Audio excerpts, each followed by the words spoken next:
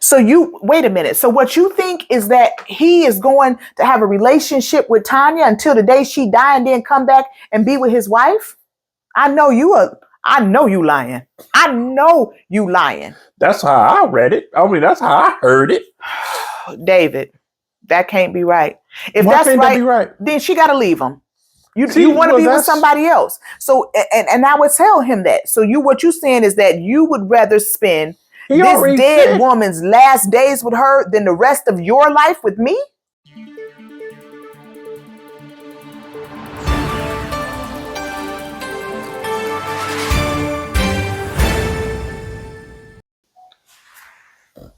Hey, welcome back, world. This is Thinking Out Loud. I'm Lisha. I'm David. And today we are going to discuss some wonderful stories. Wonderful because I think they're wonderful from Reddit. Let's jump right into it. I haven't heard these things yet, so it's going to be interesting. I'm just going off the topics. So here we go. This is from Reddit. It is from Expert Friendship 68. I, 23 female, was accused by my boyfriend, 23 male, of being controlling. Am I? My boyfriend says I'm very controlling, but I have a hard time seeing it. Maybe I'm conflicted. The reason why he said that is because a while back we had a weird surrogate boyfriend-girlfriend situation with his ex-girl best friend. We've been down this road before. Even he agrees that their friendship was weirdly emotionally codependent and inappropriate. Some months ago, I read through their text messages and concluded she stopped reaching out to him and their surrogacy was over since she hasn't reached out to him for some time. But recently, he told me the messages I read weren't the last ones and this woman reached out to him again. Now, we moved to a different country, so texting through her American number wouldn't work. I would find it weird if their friendship was obviously over and she knew I didn't like her and she found out through their coworkers that he doesn't want to be her friend, yet she continued to reach out to him through other platforms like WhatsApp and Snapchat. So I asked where she was messaging him from. He refused to tell me. And when I asked why, he said he had a right to privacy. And when I asked why, he said he had a right to privacy. Sure, in general, he does, but I don't believe there should be any privacy when it's regarding someone who he's had an inappropriate boundary crossing relationship with in the past and that has done serious damage to our relationship. Then he told me that maybe if I asked him more across different days, he would give me an answer. So now I have to beg for a one-word answer. I have never threatened him with give me answers or something bad will happen. All I did was repeatedly ask the same question. I think it's more controlling that every time we hit a wall or have a disagreement, he pulls the, well, we don't have to be together. You don't have to be with me. This relationship is over card. What do you guys think? Am I controlling? I have definitely demanded a lot of answers and asked a lot of questions pertaining to this one chick, but I never poke and pry around his phone and never tried to stop him from seeing any of his other friends, even his female friends, on a one-on-one hangout. I have so much to say. I have so much to say. By all means, start off. You guys know we've had this conversation before about men and women being friends. You know that we had differences of opinion on the matter and that my current viewpoint is not necessarily in line with my historic viewpoint. But I will say this. Why does one guy who has a woman need several female friends? To me, that's a red flag. The flag is waving. I wish I had one. A red flag is waving, y'all. Why you need so many female friends? And then why every time I ask you simple questions about your relationship with this woman which was obviously inappropriate in the past, do you want to come off defensive and get an attitude? That is not welcoming any type of intimacy in our relationship. It's not welcoming any type of ability for me to feel comfortable with you and your relationships with this host of female friends you got around the world. This woman is texting you and y'all don't even live in the same country anymore. Like, dude, something ain't right. Hold up. Wait a minute. Something ain't right. So, let me say something here real quick. You're correct. There's a lot of red flags.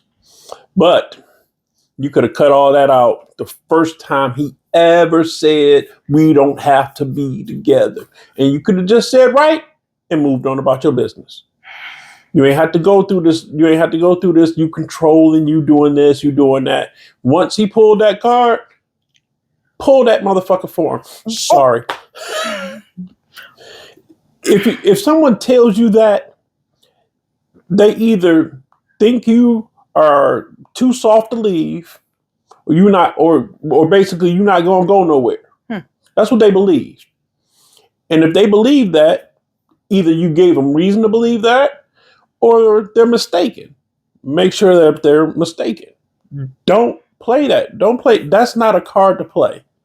You never play that card in a real relationship. You never play that card unless you mean it. Okay, but here's the situation here. If I may speculate on the subject matter, she said they moved to a different country. So first of all, let's just say me and you are not married, and we moved to Germany together. I don't know, Australia. I don't care. It's hard for me at that point when I've picked up and left my home country to go someplace else with you. Obviously, it was for your work because y'all co-workers. And for me to just say, well, screw you, David, I'm out of here, and slam the door. Okay. I never said you had to pull the card right then. You could always get your ducks in a row and march them boys right out the door with yourself. Don't sit there and take anybody's mental abuse, because that's all that really is. He's playing her. He's gaslighting her. He's a perfect example of what gaslighting really is. So you don't think that there's any possibility that him and this girl are just continuing to communicate on the platonic level it was? I don't care if it was platonic. He wouldn't have had any reasons to hold back his information. Okay. So so the fact that he wasn't forthcoming with the information she requested does not mean that she's controlling. It means that he's lying. He got something else going on. I feel that he has an agenda, and his agenda is not telling her whatever he's doing. If you are in a true relationship, and you don't have anything to hide, what's the point in this person is supposed to be across the world, somewhere else in a different country? What are you hiding? What's so hard about sharing that information? To ease someone else's mind about what they're going through with you at this particular point. Okay. You don't care about easing their mind, so evidently you have something going on that you don't want them. You rather make them suffer, or you prefer them to be in the dark because there's something to hide. Everything in the dark gonna come to the light. And let me tell you, I just feel that the way the story is written, because we have to understand, anytime you're reading a story by somebody else, it's always written in their point of view. That's true. The way the story is written, you're always going to put herself, or the author herself, or OP in this instance, in the best light possible. Okay. But me going on what the story said with no other information, if somebody pulls that card on you, that we don't have to be together card, we don't have to be together. You're right. Okay, guys, this one is from r/mother-in-laws from HE, double hockey sticks. Mother-in-law is a passive witch. You can say hell on the internet. It's just a word. Just want you to know. It's okay. Do you all see what I have to deal with every day of my life? Every day of my life. since February 12th, 1999. Okay, anyway. So, mother-in-law is a passive witch. My significant other and I went to my mother-in-law's house for a visit and watched her new favorite show with her, Yellowstone. Have you guys ever watched that? We tried it, it wasn't good. We had never seen the show before, but have heard great things, so we were intrigued to watch. My mother-in-law is notorious for making passive-aggressive comments to me, but this one really irked me. As one of the main character came on, who is a Native American woman, my mother-in-law repeats multiple times, "That is the prettiest Native girl I have ever seen." Knowing full well that I myself am Native, oh my Lord, that I myself am Native American, and she made a point to say it multiple times. My significant other is so oblivious and just reassured me that I was the prettiest Native girl. He didn't even see the dig she was making there.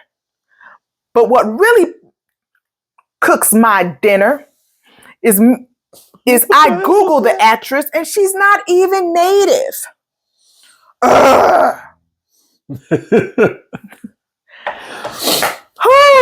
This is interesting. I have a wonderful mother-in-law, but and so do I. Oftentimes, these mother-in-laws can be very passive aggressive. Or just aggressive, but that's a whole different story. This particular case, her significant other know what's going on. He know his mama. And he's still trying to cut the cord, I'm assuming. It's hard to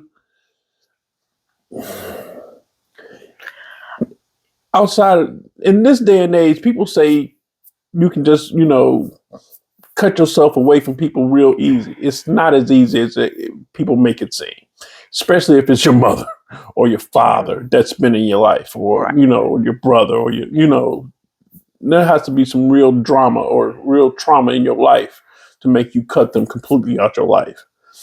And passive aggressive people don't make the drama that forward so that they don't get cut.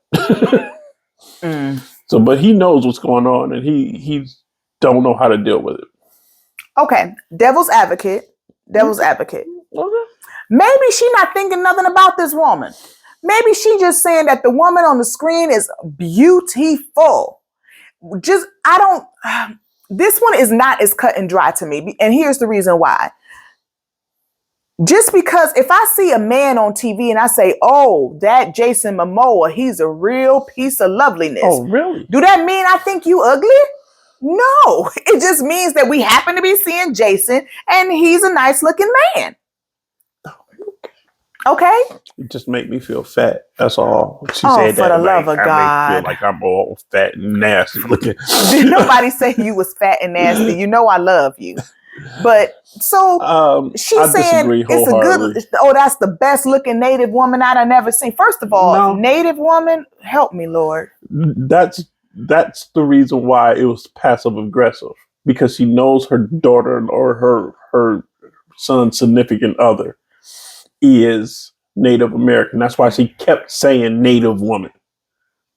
I told her to Native on knees. Oh, see what I got to deal with? See, Native on knees? Come on. I'm just saying. Okay, I'm not saying that I would not have been upset or that I would not have felt some type of way about it if it was your mother saying that. But she has a right to like what she likes. For me, it would have to be that coupled with something else that she's doing passive aggressively. I think it's going to be a long haul for this young lady. She's going to deal with it. As long as it's passive aggressive, you can learn how to deal with that. All you have to do is be a little passive aggressive back. They hate that. They really hate that. If you start hitting them with them little quips, them little side eyes and stuff that they can't really say nothing about because they don't have these to deal with it. But yeah, as long as she's with this young man, his mother's going to be passive aggressive to her, and for some reason she don't like Native Americans. I'm assuming she might have a little racism in her blood. Just because, well, yeah, that's who says We live in that? America. I just want you to know we live in America. What do you guys think? It's half and half for me. It's 6 in one hand, half a dozen in the other. I don't know. What do you think? That's interesting. Let's see what the comments say. Why are most mother-in-laws like this and husbands are so oblivious? My mother-in-law always comments about how beautiful and smart and educated all of his exes were, even comments on how pretty his female friends and co-workers are, but has never said anything like that to me. I tell my husband about it and he says I take things too personal. It's not that you take things too personal, baby. Your husband knows your mother-in-law is doing this. He don't want to confront his mama. He's a mama's boy. So your husband wouldn't mind if you talked about how handsome and smart and educated your coworkers are or your neighbors are? See, that's the thing. I'm only saying that he knows. See, this is a different. Okay. Well, it is a personal remark, this person says. Why are they so dense? Who are so dense? The son-in-law or the son? Yeah, the son-in-law. I don't think it's just. I think it's just the child of the in-law. They're gonna overlook that kind of stuff because it's been happening in their life their whole life. So they're not gonna give it as much credence as someone coming into it fresh because it's new to you and it's harsh. They've been living with their whole life, so it's not new. This is just life to them. Oh, she don't mean it like that. That's true. That is true. I'll give you that.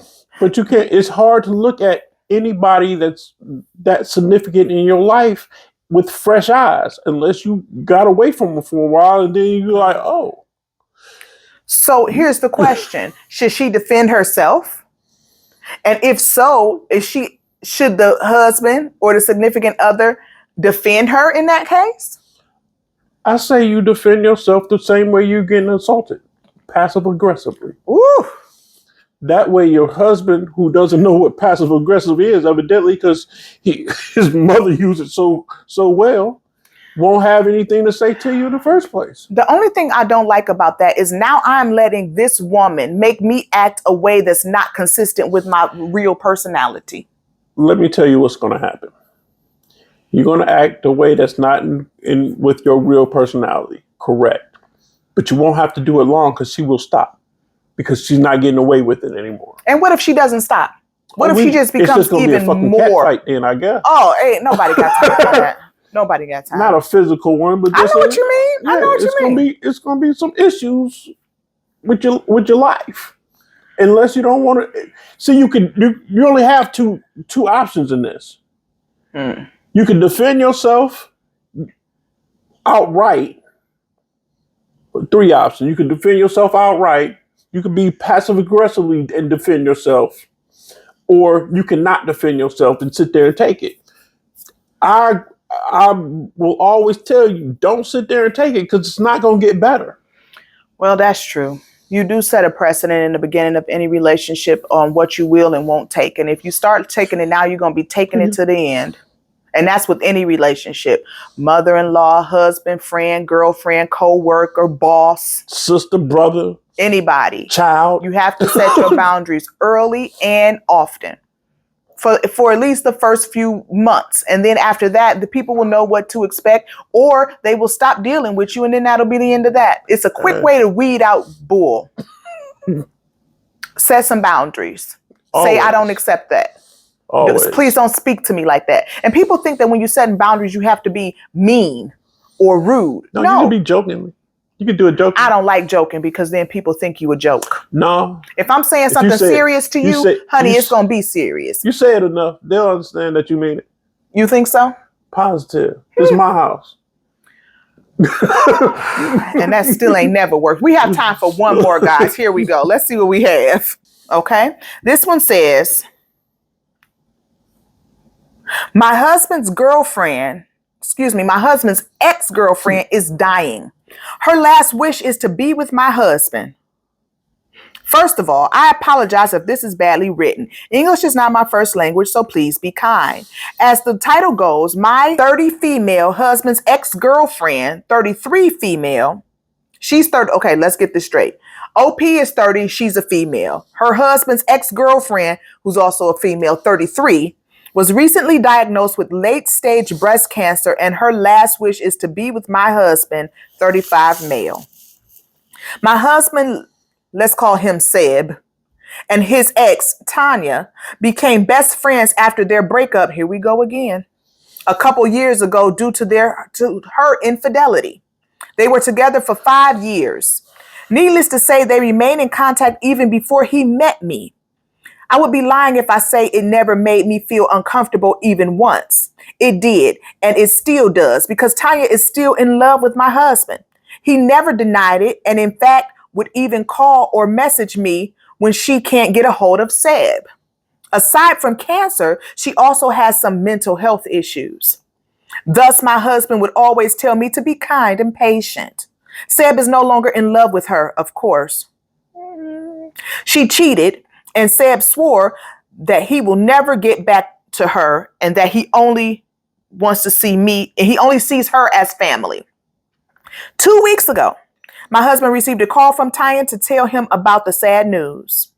My husband cried with her and told her everything is going to be okay. They were on the phone the whole day. I'm sorry. I forgot to mention that Seb and I moved to Australia a few months ago because of my job, and Tanya is in Canada. Okay. They mostly talk via long distance call or WhatsApp. They've been in contact most every day since we left, which always bothers me, but what can I do? After that call, my husband told me everything. To be honest, I felt sad for her, and I genuinely did. I asked him what's going to happen now. Seb told me he's going back to Canada, which is a shock. He then told me that her last wish is to be with him. I didn't say anything except, what about me? He said if I can't leave my job, then he's going to visit me whenever he gets the chance. I walked out without saying anything. I've been avoiding my husband since the phone call and have been ignoring him whenever he tries to bring up the conversation. Yesterday, I found out he already bought a ticket and is flying back home in January. I feel like he's abandoning me, but at the same time, I feel that I'm selfish for hating both of them. I'm honestly thinking of getting a divorce because obviously he's choosing her over me, but at the same time, I thought of why my husband is so attached to her. Seb considered Tanya to be his family, and he doesn't have any family. She's probably like a sister to him now, but Tanya doesn't feel the same. She's madly in love with my husband, and him granting her wish will surely make her think they have a chance. My entire life, I've been putting others first. I've been very patient and understanding about their weird relationship. I feel sick and confused. I want to call her, yell at her for ruining my marriage, for trying to steal my husband from me, for using her sickness to get what she wants, for being a witch. I'm so mad at both of them. What did I do to deserve this? Baby. Okay. She didn't do anything to deserve it. Let's get that out the way right now. But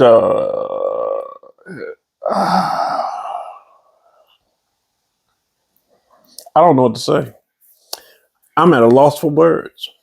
I think that, well, first of all, my true thoughts is that Tanya is a lying heifer and ain't nothing wrong with her. She just wants your man. That's what I think, OP. That's what I think. Now, let's set that aside and assume that maybe I'm wrong and I have a jaded, horrible view of life in general. Let's say that. Yeah, If he considers her family, I could get with it if it wasn't his ex.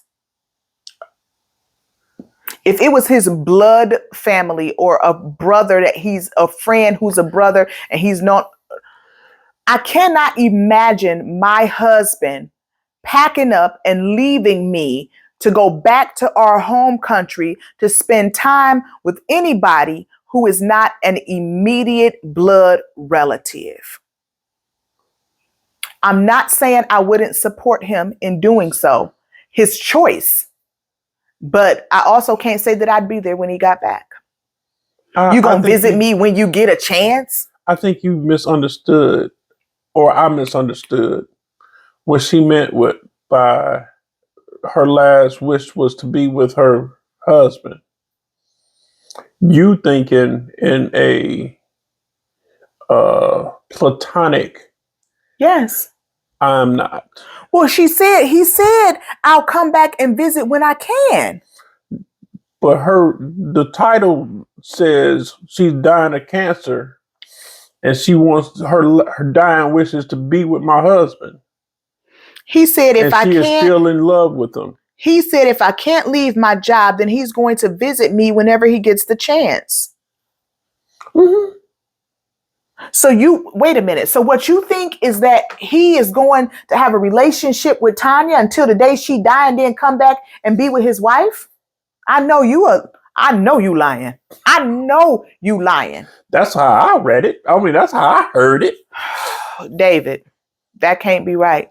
If Why that's can't that be right? Then she got to leave him. You want to be with somebody else. So, and I would tell him that. So what you saying is that you would rather spend this dead woman's last days with her than the rest of your life with me? He already told her that. Oh, kick rocks. If you're gonna tell your wife, I'm gonna visit you when I can, and I'm going to see my ex in another country. I already moved here with you for work. And now you gonna ditch me and go back to Canada to be with the woman you left? Exactly. It sounds to me like you left Canada to get away from her because it was getting too hot and heavy. It was too hard for you to stay away. And now that you found out and then you've been talking to her every day since y'all left. He is lying. He lying. Okay. Tanya not lying. Seb is lying. Seb is a liar. He realizes that he shouldn't have left Tanya. He shouldn't have left Canada. And he came up with this sickness crap because that's the only way that he thought that he would be able to walk out of there without hurting your feelings was to say she needed him so bad. And they've been talking to each other this whole time, all day on the phone. And I'm in Australia and you in Canada. Look, you're not going to spend all day on the phone with no woman. You ain't going to spend all the day on the phone with nobody. Listen. Hell, these days, people don't even talk that long on the phone. It's all text. I hate text. He's lying. The dude, Seb is lying. He's going back to be with his ex. Dump him. It's over. Push on. Okay, guys, that's all we have time for today. Our timer is running out. Those were our thoughts. We said them out loud. Peace.